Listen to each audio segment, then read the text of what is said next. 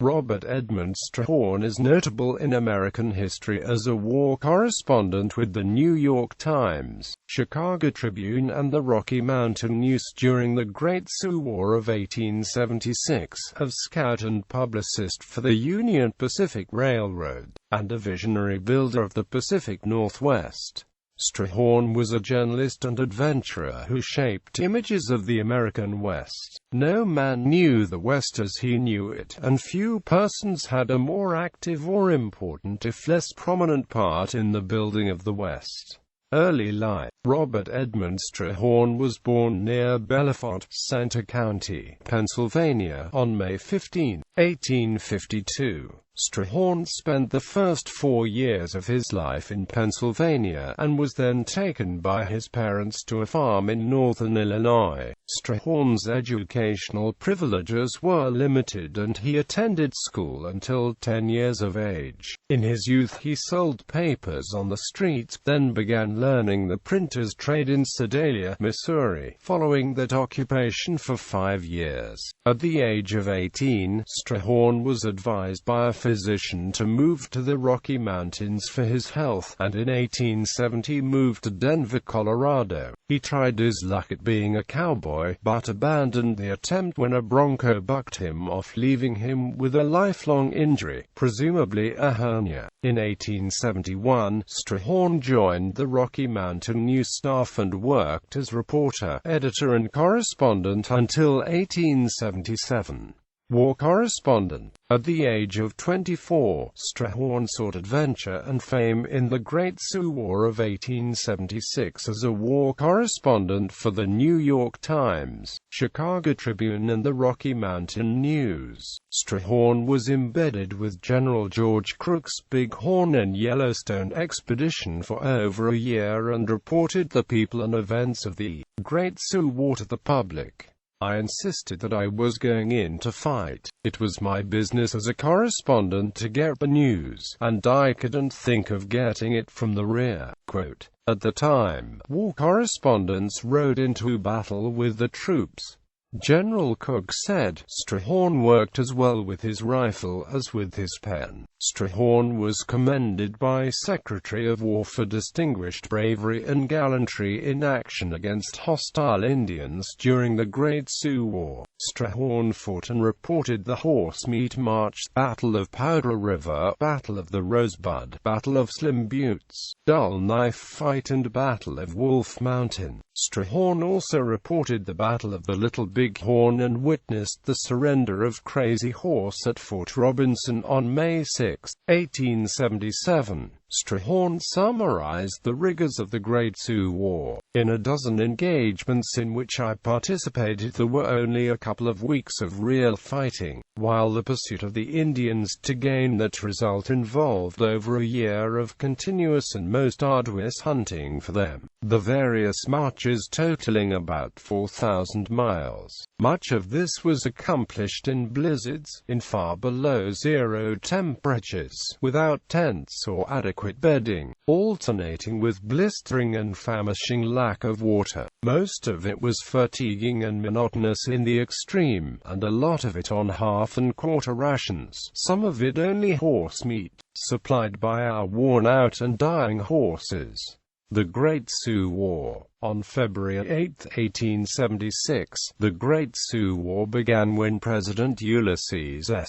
Grant ordered the U.S. Army to secure the Black Hills and force the submission of hostile Lakota. Marge. Gen. Philip H. Sheridan, commanding the Department of Missouri, thereupon ordered Generals Alfred Terry and George Crook to commence punitive warfare, force the submission of hostile Lakota and Cheyenne and take control of the Black Hills in the Great Sioux Reservation. The Big Horn and Yellowstone expedition was the largest field command to face Indian warriors in combat during the late 19th century. General Sheridan, assuming non-compliance with the ultimatum, planned his military action carefully. A multi-pronged approach was envisioned. General Crook would move north from Fort Fetterman in Wyoming, General Alfred Terley would split his forces with Colonel John Gibbon moving east from Fort Ellis in Montana, and Lieutenant Colonel George Armstrong Custer descending from Fort Abraham Lincoln and turning westward. The three prongs would encircle the Lakotas and the Cheyenne allies and destroy them, eliminating the primary opposition on the plains, including the two men considered the greatest threats to U.S. expansion, Sitting Bull and Crazy Horse. In reality, the harsh weather that would have prevented the Indian band from complying with the ultimatum also prevented Sheridan from implementing his plans. During the heart of winter, when he hoped to find the bands in the winter camps and more vulnerable to attack, Crook was concerned that as spring progressed and the weather improved, hundreds more Indians might leave the reservations to join the war bands, and he wanted to locate and destroy the camps and villages as soon as possible. The camps of Sitting Bull and Crazy Horse were thought to be located in the region of the headwaters of the Powder, Tongue, and Rosebud rivers. Strahorn described the rigors of the Great Sioux War. In a dozen engagements in which I participated, there were only a couple of weeks of real fighting, while the pursuit of the Indians to gain that result involved over a year of continuous and most arduous hunting for them, the various marches totaling about 4,000 miles. Much of this was accomplished in blizzards, in far below zero temperatures, without tents or adequate bedding, alternating with blistering and famishing lack of water. Most of it was fatiguing and monotonous in the extreme, and a lot of it on half and quarter rations, some of it only horse meat, supplied by our worn-out and dying horses. F.D. Laramie, 1876. Strahorn's first introduction to military life was F.D. Laramie at the onset of the Great Sioux War in early 1876. Fort Laramie's officers were a jolly crew and its family and community life most appealing. On our first night, the small garrison of 200 souls trotted out a theatrical entertainment, purely military, that would have done credit to any city. The leading man and lady gave an especially fine performance, and the support was excellent. Entertainment by the officers' families to whom we were always apportioned at the pots was so charming that, being my first experience of the kind, I was at a loss to respond adequately. The night before our departure I had begged to be allowed to do my writing, at which I continued until an early morning hour. While still deeply absorbed in this work, a file of hilarious officers celebrating the morrow's parting entered singing, and proceeded to march around my table with jolly antics and interference with my work, such as scattering my manuscript to the four corners of the room. This march continued until, to satisfy them, I joined the procession, and they wound up the marching with, "He's a jolly good fellow." Quote. Then something awful occurred. During the very cordial "good night" exchange I was introduced to an officer I had not previously met. I had never been among army men and was unaccustomed to the use of the likes. I committed the very grave offense of addressing him as Mr. Quote. He fairly shrieked at me, "Major Johnson, sir, Major Johnson, GDD__MU." Quote. I replied, "You may have somehow become a major, but you still have some marching to do to become a gentleman." Quote. He jumped for the assault, but was pinioned by the other officers, who finally cooled him down, and all left as gracefully as possible under the strained conditions, but not without freely criticizing him and assuring me that I was entirely justified in my rejoinder. Right here I want to say that I never, except in this case and one other when it was necessary for me to appear at a court-martial against an officer whom I had truthfully accused of cowardice, have I had any other than the most cordial, and often affectionate, treatment by rank and file of the military. Crook's Horsemeat March. Crook's Horsemeat March marked the beginning of one of the most grueling marches in American military history. Crook's command consisted of about 2,200 men, 1,500 cavalry, 450 infantry, 240 Indian scouts, and a contingent of civilian employees, including 44 white scouts and packers. Crook's civilian scouts included Frank Gruard, Baptiste Big Bat, Pourier, Baptiste Little Bat Garnier, Captain Jack Crawford and Charles Buffalo Chips White, although Captain Jack's yarns and rhymes would help to relieve the monotony of camp life. Buffalo Bill grew bored by the inactivity and left the expedition to continue his theatrical career in the East. According to one newspaper account, it was on Cody's recommendation that Col. Wesley Merritt subsequently appointed Crawford to succeed Cody as Chief of Scouts of the 5th Cavalry Regiment. News of the defeat of George Armstrong Custer at the Battle of the Little Big Horn on June 25 and 26, 1876, arrived in the East as the U.S. was observing its centennial. The American public was in dismay and calls to punish the Sioux and awaited the government's response. War correspondents with national newspapers fought alongside General Crook and reported the campaign by telegraph. Correspondents embedded with Crook were Robert E. Strahorn for the New York Times, Chicago Tribune and the Rocky Mountain News, John F. Finity for the Chicago Times, Reuben Briggs Davenport for New York Herald and Joe Wasson for the New York Tribune and Alta California. On August 26, 1876, with his men rationed for 15 days, a determined General Crook departed from the Powder River and headed east toward the Little Missouri pursuing the Indians. Crook feared that Indians would scatter to seek game rather than meet the soldiers in combat after the fight with Custer. All other commanders had withdrawn from pursuit, but Crook resolved to teach the Indians a lesson. He meant to show that neither distance, bad weather, the loss of horses, nor the absence of rations could deter the U.S. Army from following up its wild enemies to the bitter end. Strahorn reported that all the infantrymen who could ride and who so wished were mounted on mules from the pack train. No circus ever furnished a better show in its mule riding department than we enjoyed when those 200 infantrymen essayed the first mount. Many of them had never been astride a horse and many of the mules had never been ridden. Tom Moore, chief of pack trains, and his battalion of assistants, had the time of their lives trying to mount and hold the men in the saddles for the first hours of the performance. Not a few of the soldiers, after being pitched into the sagebrush and cactus a few times, contended they would sooner walk. However, galled but gallant, nearly 200 stuck to the mules. An accident befell Strahorn during the advance. During a rainstorm, Strahorn became entangled in his gear and his horse bucked, dragging him face first through prickly pear and cactus. With the help of surgeons, it took weeks to painfully extract the barbs. He remarked, "I was in good mood for an Indian fight or any other distracting adventure." The days soon arrived when, on forced marches after the enemy, all discharges of firearms except at the enemy were strictly prohibited under severe penalty. Being out on the right flank one day, just out of sight of the troops, I came upon a beautiful covey of grouse.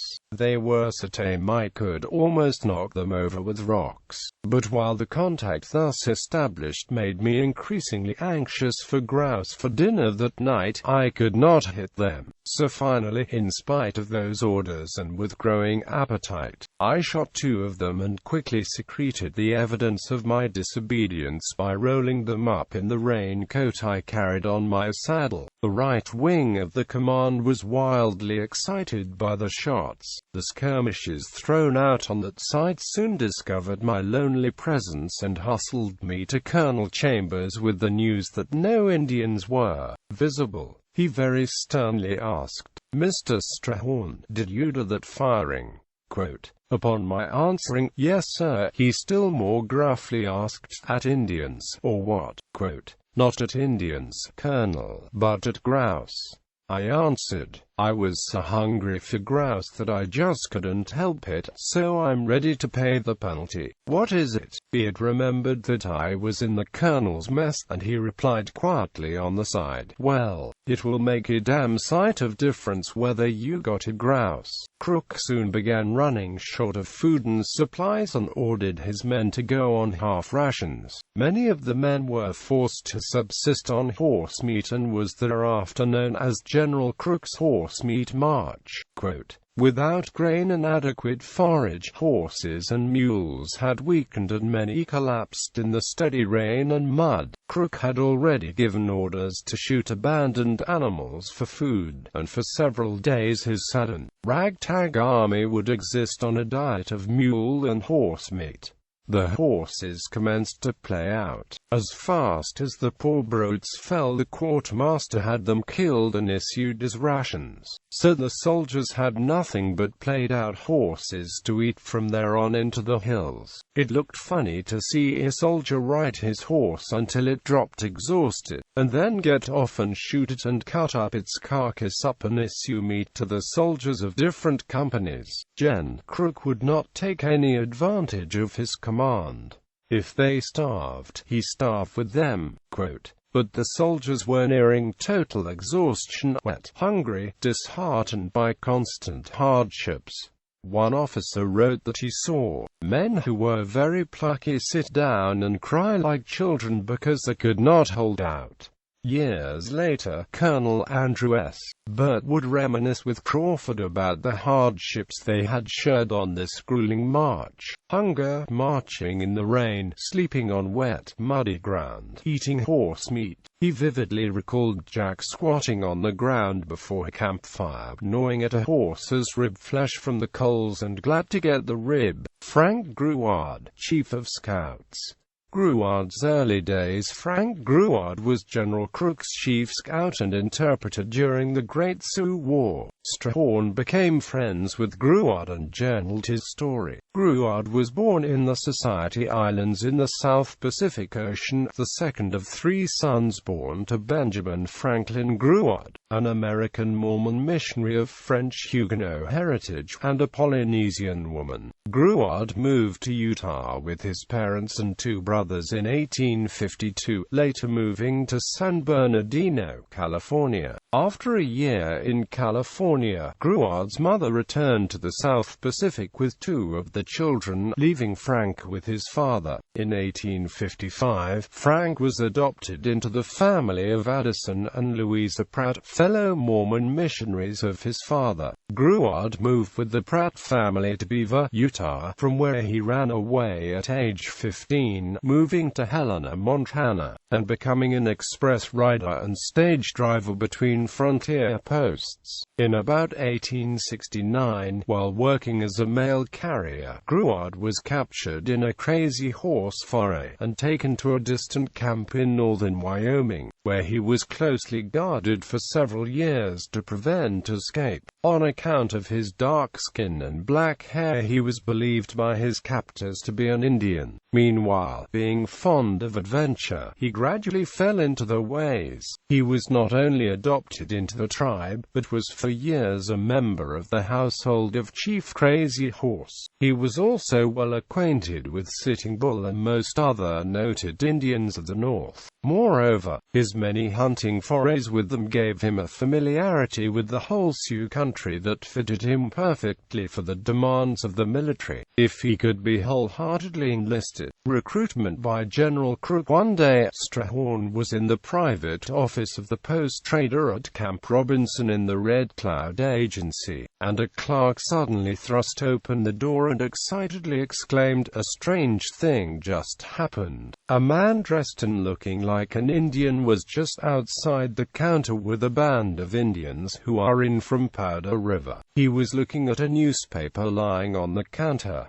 Thinking it strange for an Indian to be reading, I started joshing him in Sioux. "Why are you looking at the paper? You can't read, especially when it's upside down." Quote, he answered in good English, "It isn't upside down, and I can read just as well as you." Quote, With that he dropped the paper, and acting as though he had not meant to give himself away, quickly rushed out. Strahorn questioned some of the other Indians, and they said that was Frank Gruard, who had just sneaked in from the Crazy Horse camp for ammunition and supplies.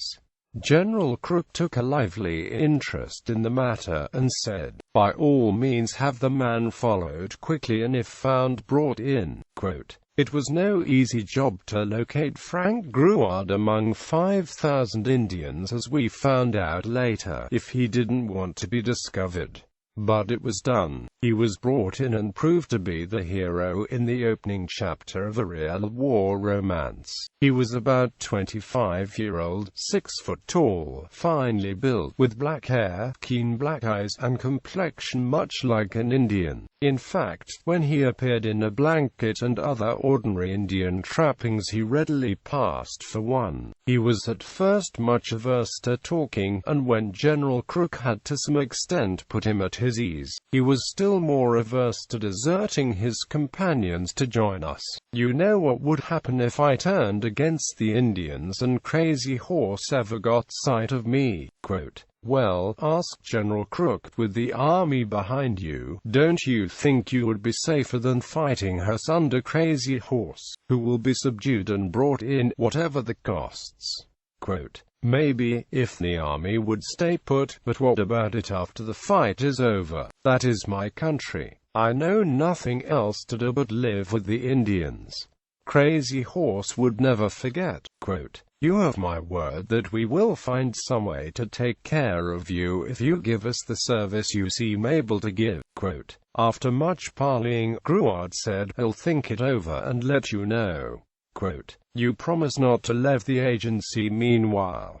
asked the general. "Yes, sir, I will see you first." Gruard's love interest. Strahorn learned of Gruard's love for a white girl who had been taken to his camp and adopted. Long previous to the capture of Gruard, Indians had waylaid a wagon train bound from Cheyenne to Montana over the old Bozeman Road, killing all but one little white girl, who was taken to the camp and adopted. She had been taken so young and had been with them so long that by the time of Gruard's capture she knew little of any other life. She and Gruard ultimately fell in love, and they were due to be wed upon his present return from the agency, where, in addition to ammunition, he was to gather up some simple articles desired for the settling down in a teepee their own. Here was a real dilemma. The most appealing solution was immediately return to the bride, which, however, meant war with Uncle Sam. On the other hand, engagement with General Crook meant war with his friend in the wilds and certain burning at the stake if ever captured by Crazy Horse. Gruard had much to think over, beside the deadly enmity of Crazy Horse. He finally determined to cast his lot with Crook on the condition that the military would support him to the limit in capturing the girl. Then, if his services were found satisfactory, they were to provide some employment for a reasonable period after the war, pending his search for other means of obtaining a livelihood.